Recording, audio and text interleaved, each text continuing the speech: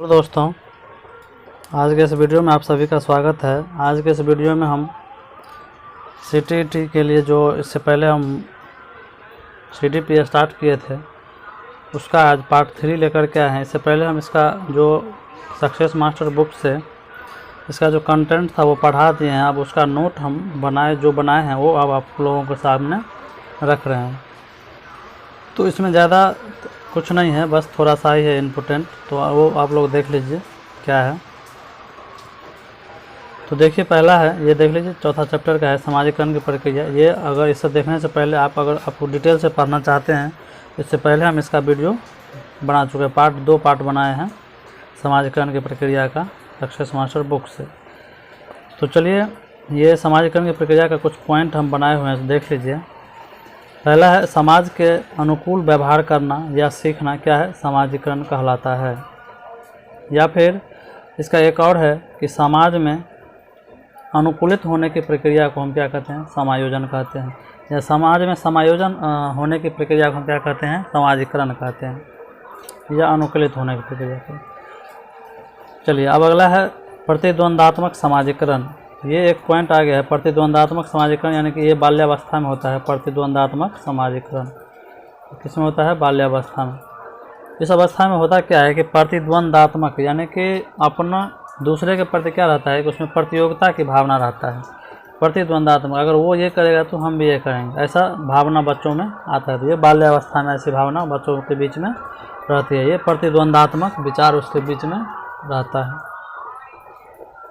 चलिए आगे देखिए, प्रारंभिक बाल्यावस्था में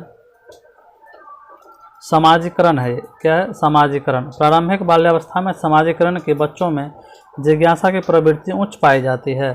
प्रारंभिक बाल्यावस्था आप समझते हैं कितने होता है।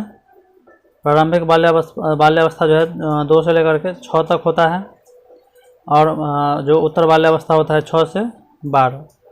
तो प्रारंभिक बाल्यावस्था में समाजीकरण जो है बच्चों में समाजीकरण के बच्चों में जिज्ञासा की प्रवृत्ति मतलब उच्च पाई जाती है। ये एक तरह से पूरे बाल्यावस्था को ही ले लिया गया है इसमें। चलिए यहाँ पे देखिए, किशोरावस्था के दौरान समाजीकरण की प्रक्रिया सबसे जटिल एवं गहन होती है। ये पूरा हम डिटेल बता चुके हैं दोस्तों, बस अब यहाँ पे पॉइंट हम बता रहे हैं। किशोरावस्था के दौरान क्या होता है कि समाजीकरण की बोला गया है कि समाजीकरण की सबसे जटिल अवस्था होती है। इस अवस्था में जो किशोर रहता है वो कल्पना में रहता है, वो समाज में समायोजन करने के लिए, मतलब जो समाज का जो मानदंड रहता है, वहाँ का विश्वास रहता है, उसको चाहता है कि हम किस तरह से करें कि हमारा वहाँ पे क्या हो, मतलब अच्छा से समायोजन हो जाए, वहाँ पे क्या हो, हमारा मतलब हमारा नाम हो। वो वयस्कों की तरह मतलब व्यवहार करना चाहता है, लेकिन वैसा होता नहीं, इसलिए उसको समाजीकरण की सबसे जटिल अवस्था कहा गया है। अब है ये इम्पोर्टेंट ये है कि समाजीकरण का प्रकार। ये पहला है प्राथमिक समाजीकरण। ये क्या करता है, हमारी आधार जो हमारा समाजीकरण का आधार है वो बनाने का काम करता है प्राथमिक समाजीकरण। इसमें आ जाता है परिवार एवं मित्र और निकटतम परिवार के सदस्य आ जाते हैं। परिवार एवं मित्र और निकटतम परिवार के जो सदस्य आ जाते हैं वो इसमें प्राथमिक समाजीकरण में आते हैं। अब आता है द्वितीयक समाजीकरण या गौण समाजीकरण।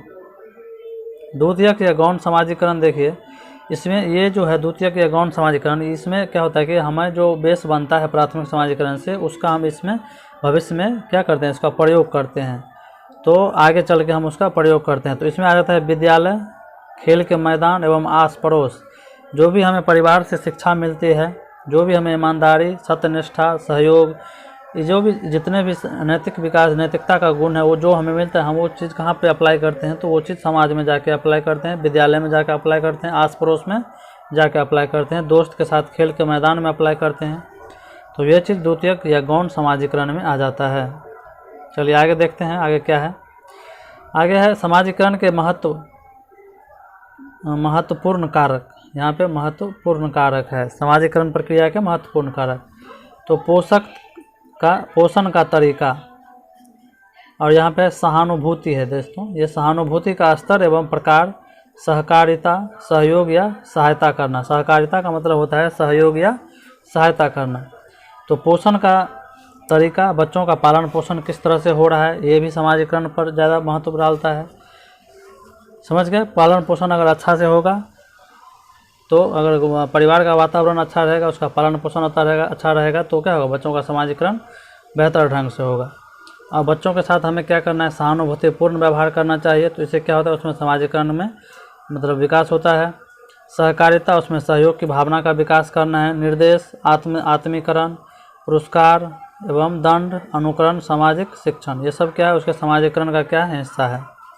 आगे देखिए, समाजीकरण की प्रक्रिया बालक में जन्म से ही प्रारंभ हो जाती है। समाजीकरण की प्रक्रिया बच्चा जब जन्म लेता है तभी से क्या होता है, प्रारंभ हो जाता है। वो और एक नए वातावरण में प्रवेश करता है, तो वहाँ वह क्या होता है, समायोजित होने के लिए क्या करता है, विभिन्न तरह के क्रिया करता है। तो इसमें तो यही कहने का मतलब है कि समाजीकरण की प्रक्रिया जब क्या होता है, जन्म से ही प्रारंभ हो जाता है। आगे है समाजीकरण का तत्व। समाजीकरण के तत्व में आ जाते हैं परिवार, पास पड़ोस, स्कूल, साथी एवं समुदाय। समझ गए।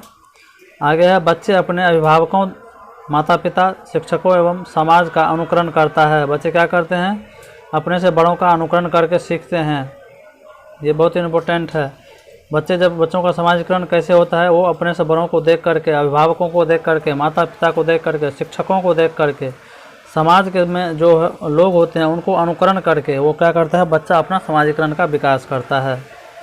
बच्चों के समाजीकरण में परिवार के मुख्य भूमिका होती है। बच्चों के समाजीकरण में क्या है, परिवार की सबसे महत्वपूर्ण भूमिका है। परिवार ही बच्चों की प्रथम पाठशाला है और माता पिता उनका क्या है, प्रथम शिक्षक और शिक्षिका है। यहीं से बच्चों का समाजीकरण स्टार्ट होता है, पालन पोषण यहीं से स्टार्ट होता है। जो भी ज्ञान, बेसिक ज्ञान, प्राथमिक जो समाजीकरण होता है यहीं से स्टार्ट होता है। समझ गए। तो परिवार बच्चों का सबसे मुख्य क्या है, समाजीकरण का कारक है और सबसे प्रमुख भूमिका निभाती है परिवार। आगे अब देखते हैं, इसका क्वेश्चन भी हम करेंगे, पूछा गया प्रीवियस ईयर का क्वेश्चन भी हम करेंगे। आगे परिवार एवं समाज में अनुकूलित होने की प्रक्रिया को समायोजन कहते हैं। ये क्वेश्चन पूछा गया है, परिवार एवं समाज में अनुकूलित होने की प्रक्रिया को क्या कहते हैं। और एक क्वेश्चन ये भी आया हुआ है कि ये समाज में के अनुकूल व्यवहार करना या सीखना क्या है, समाजीकरण, ये भी क्वेश्चन में आया हुआ है। तो जो दोनों में से रहे वो आप मार सकते हैं। यहाँ पे टोली की अवस्था है, गैंग एज जो है, गैंग एज किसे कहते हैं, बाल्यावस्था को कहते हैं। इस अवस्था में बच्चे समूह में रहना पसंद करते हैं अपने हम उम्र साथियों के साथ। आगे देखिए, खेल क्रियाओं द्वारा बालकों को क्या होता है, आत्म अभिव्यक्ति का अवसर मिलता है, नेतृत्व करने की भावना का विकास होता है, सहयोग करने की भावना का विकास होता है, एक साथ रहने की भावना का विकास होता है। समझ गए। खेल के मैदान में उसके स्वास्थ्य का भी क्या होता है, अच्छा विकास होता है। तो ये खेल जो है बहुत ही महत्वपूर्ण भूमिका निभाता है समाजीकरण करने में। आगे है सामूहिक खेल के माध्यम से बच्चों में एकता एवं सहयोग की भावना, समूह में नेतृत्व गुणों का विकास, विशिष्ट नियमों एवं अनुशासन का पालन करना और सहन शक्ति का विकास होता है। समझ गए। सामूहिक खेल में जब बच्चा कोई भी अकेला बच्चा खेल नहीं सकता है, जब वो किसी ग्रुप में खेलता है तो एक तो सामूहिकता का गुण आता है, उसमें एक साथ रहने की भावना, एक दूसरे को मदद करने की भावना, नेतृत्व करने की एक क्या होता है, उसमें नेतृत्व भी करता है। तो नेतृत्व करने की भावना, जब एक साथ कोई खेल खेलता है तो हर एक खेल में क्या होता है, एक अनुशासन होता है, एक नियम होता है। तो उस नियम से बच्चों में अनुशासित होने की प्रक्रिया होती है, तो अनुशासन होने में उसको मदद मिलता है। तो ये जितने भी सारा चीज़ है, वो समाजीकरण में क्या करता है, बच्चों को मदद करता है। तो समझ गए इतना चीज़। अब आगे हम क्वेश्चन करते हैं इसका एक एक करके। तो यहाँ पे देखिए, पहला क्वेश्चन विगत वर्षों में पूछा गया क्वेश्चन है, शिक्षा के संदर्भ में समाजीकरण से क्या तात्पर्य है। CTET जनवरी 2012 में पूछा गया क्वेश्चन है। तो हम देखते हैं, पहला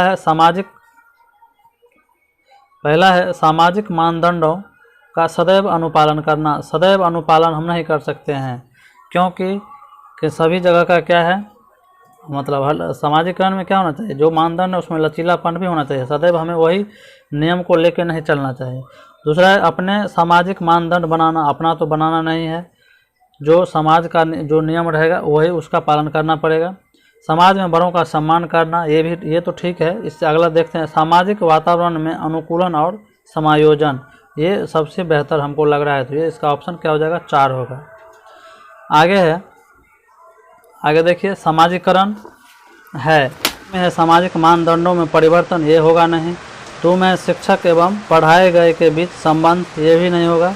3 में समाज को आधुनिकीकरण की प्रक्रिया, ये भी नहीं होगा। और 4 में समाज के मानदंडों के साथ अनुकूलन, तो ये क्या हुआ, सामाजिक मानदंडों का पालन करना वहाँ की जो रीति है, रिवाज है, संस्कृति है, उसका पालन करना क्या है, समाजीकरण का मानदंड, ये समाजीकरण है। समझ गए? तो इसका ऑप्शन क्या हो जाएगा, ये 4 नंबर हो जाएगा। अगला देखिए क्या है, अगला है 24 में, निम्न में से कौन सी समाजीकरण की निष्क्रिय एजेंसी है। निष्क्रिय एजेंसी, निष्क्रिय एजेंसी में क्या आ जाएगा, तो देखिए ये 2014 में पूछा गया है। स्वास्थ्य क्लब, 2 में है परिवार, 3 में है इको क्लब और 4 में है सार्वजनिक पुस्तकालय। तो इसका ऑप्शन क्या होना चाहिए, आप लोग बताइए। तो देखिए स्वास्थ्य क्लब इसमें से निष्क्रिय एजेंसी बोला जाता है, जहाँ पे समाजीकरण की प्रक्रिया नहीं होती है। तो स्वास्थ्य क्लब में परिवार तो होगा ही, इको क्लब और स्वास्थ्य क्लब जो है, स्वास्थ्य क्लब तो होगा, और सार्वजनिक पुस्तकालय में भी होगा समाजीकरण। सार्वजनिक पुस्तकालय में होगा क्योंकि वहाँ पे बहुत सारे लोग एक साथ बैठते हैं, तो वहाँ पे समाजीकरण होगा। स्वास्थ्य क्लब में भी सहयोग की भावना होती है, और इको क्लब जो है एक पर्सनली क्लब होता है, यहाँ पे जो है समाजीकरण, ये निष्क्रिय एजेंसी इसका है। समझ गए? तो यहाँ पे क्या हो जाएगा, 24 का 3 हो जाएगा। 25 का देखें, निम्नलिखित में से कौन सा बच्चों के समाजीकरण के प्रगतिशील मॉडल के संदर्भ में सही नहीं है। सही नहीं है तो इसमें 3 गलत होगा, इसमें सही नहीं है यानी कि 3 सही होगा और 1 गलत होगा। समझ गए? नहीं वाले को ध्यान रखना है, ये क्वेश्चन अब बार बार पूछा जा रहा है। नहीं वाले में 3 सही होता है और 1 गलत होता है। 1 में है समूह कार्य में सक्रिय सहभागिता तथा सामाजिक कौशलों को सीखना। सही बात है। 2 में देखिए, बच्चे विद्यालय में बताई गई बातों को स्वीकार करते हैं चाहे उसकी सामाजिक पृष्ठभूमि कुछ भी हो। ये तो गलत बात है। कक्षा में प्रजातंत्र के लिए स्थान होना चाहिए, ये सही बात है। समाजीकरण सामाजिक नियमों का अधिग्रहण है, सही बात है। देखिए ये चीज़, ये क्वेश्चन बोल रहा है कि हमें जो भी विद्यालय में बोल दिया जाएगा उसको हमें पालन करना ही करना पड़ेगा, ये ऐसा कोई बात नहीं है, तो ये इसका ऑप्शन नहीं होगा। 26 नंबर में है, निम्नलिखित में से कौन सा समाजीकरण का एक प्रमुख कारक है। तो समाजीकरण का प्रमुख कारक परिवार है, इसमें डायरेक्ट मारेंगे हम। जनसंचार माध्यम समाजीकरण का एक महत्वपूर्ण माध्यम बनता जा रहा है। जनसंचार यानी कि टीवी मीडिया जो भी है वो बनता जा रहा है। तो इसमें बोला है कि नीचे दिए कथनों में से कौन सा सबसे उपयुक्त कथन है। यहाँ पे 1 में समाजीकरण केवल वाले ऑप्शन जहाँ देखेगा हम काट डालेंगे। केवल माता पिता और परिवार के द्वारा किया जाएगा, गलत बात है। जनसंचार माध्यम के पहुँच बढ़ रही है और जनसंचार माध्यम अभिव्यक्तियों, मूल्यों और विश्वासों को प्रभावित करता है, ये हमको सही लग रहा है। तीसरा देखते हैं, बच्चे संचार माध्यमों के साथ प्रत्यक्ष रूप से अंतर्क्रिया नहीं कर पाते, गलत बात है। 4 में देखिए, संचार माध्यम पदार्थों के विज्ञापन और विक्रय के लिए अच्छा माध्यम है, ये भी गलत बात है। तो ये ऑप्शन 2 हमको इसका सबसे बेहतर ऑप्शन लग रहा है। समझ गए? चलिए अब आगे देखते हैं 28 का, बच्चों में के समाजीकरण में परिवार की भूमिका सबसे क्या है, कम रोमांचकारी मुख्य भूमिका होगा। 29 देखिए, निम्नलिखित में से कौन से समाजीकरण के गौण वाहक हो सकते हैं। तो गौण वाहक बताए हुए हैं, विद्यालय और पास पड़ोस हो जाएगा बस। विद्यालय और निकटतम परिवार के सदस्य, तो परिवार के सदस्य विद्यालय तो होंगे गौण में, लेकिन परिवार के सदस्य नहीं होंगे। परिवार और रिश्तेदार ये होगा नहीं, जिसमें परिवार रहेगा वो क्या होगा, प्राथमिक होगा। विद्यालय आएगा, पास पड़ोस आएगा तो वो गौण या द्वितीयक कहलाएगा समाजीकरण। चलिए दोस्तों, वीडियो अच्छा लगे तो लाइक, सब्सक्राइब और शेयर जरूर करिएगा।